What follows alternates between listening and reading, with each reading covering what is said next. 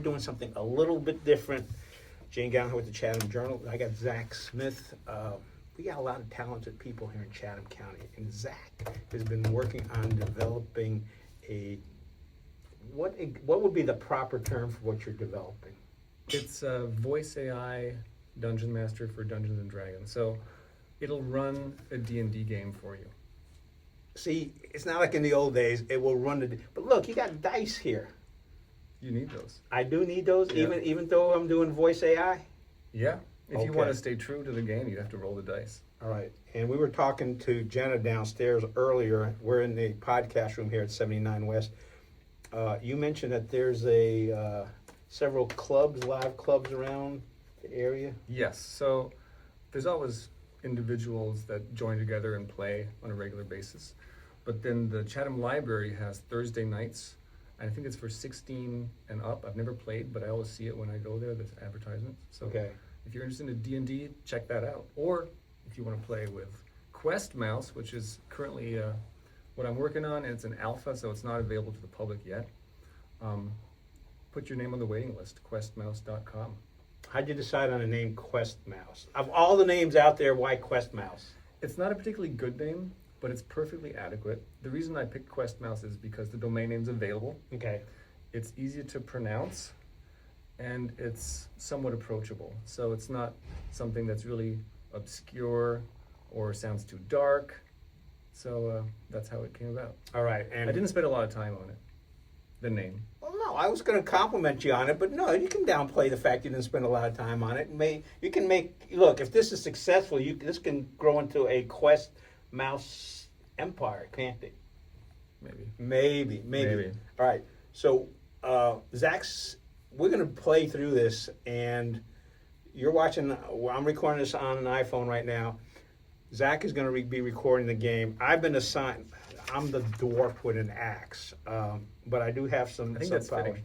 I know, because he's a lot taller than I am. It's all right. And you're the mystical cleric. I'm the elf Oh, you're cleric. the elf cleric. And maybe for people that have never played D&D before, the way it normally is run is that there's one person who runs the game, he's the storyteller, and then everyone else has a character that they play, and then characters have lots of stats and abilities and rules, and then you go through the story, say what you do, and then the storyteller, the DM, the dungeon master, will tell you what happens and what dice you have to roll. So, Yeah. and that's exactly what Quest Mouse takes away from. It'll take care of that. So you're not the dungeon master. No, we're both players. We're just players. Being a dungeon master is a lot of work and prep work, especially for people that are not very good at improv like me. And so I always have to over prepare, which is a lot of time. And if I just want to play for a little bit, hopefully Quest Mouse can scratch that itch. So, and I haven't played these games in over a dozen years. So Zach has a big advantage over me. Who is this aimed for? If you got an AI dungeon master, it sounds like it makes the life of a dungeon master easier because it's being done by AI, but also makes it sound like if you don't want to be a dungeon master, you're going to be the cleric elf here today. Yep.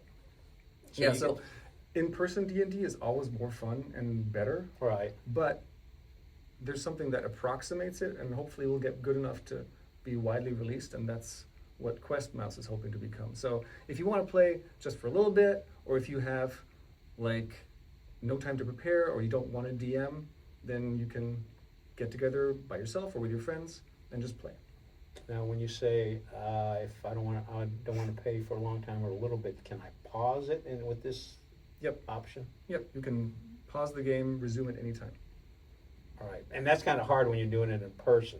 Yep, because you have to get everyone to your house, you have to order snacks and drinks. You don't have to order snacks.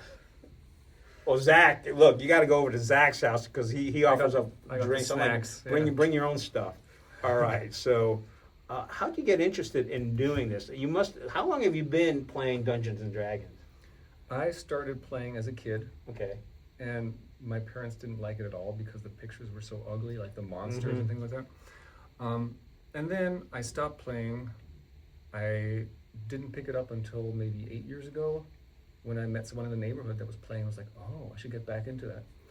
And I don't know how my wife feels about it because she didn't realize she married such a nerd. She does not play Dungeons and Dragons? You haven't convinced her to play? She's played once or twice. She's probably the princess with the gorgeous looking hair.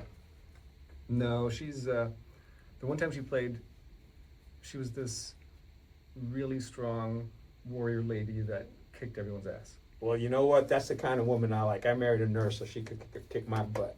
All right. So we both married strong women. More than you want to know information-wise.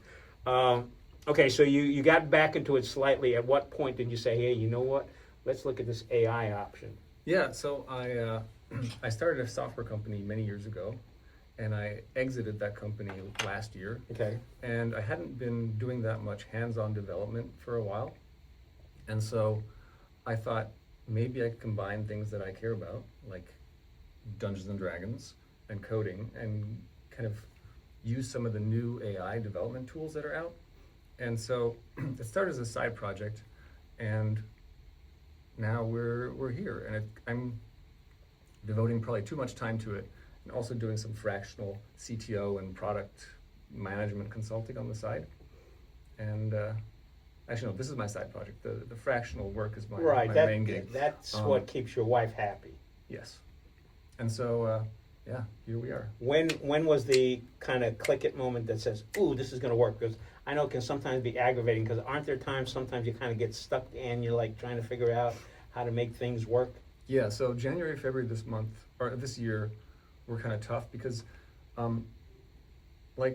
I really wanted to keep the MVP, the minimum viable product, pretty focused. Right.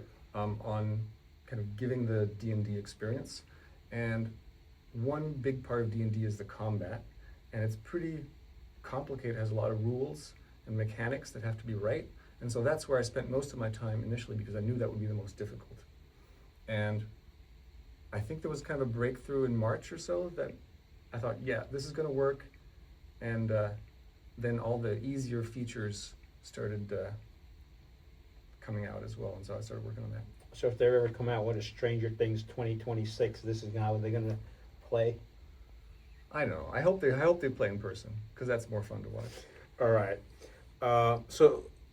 So you prefer playing in person. I think, as you mentioned, that's more fun to watch. So this thing, it acts as a DM, but we're here together. So can you play this? We're going to play it right now. All right. So folks, we're going to play right now. I'm going to keep this running. It's probably going to clip, and we're going to go to Zach's computer. He's got it up and running. He's going to be recording this, so you can see how this works out. All right, so we're going to play an adventure called The Waking Barrow.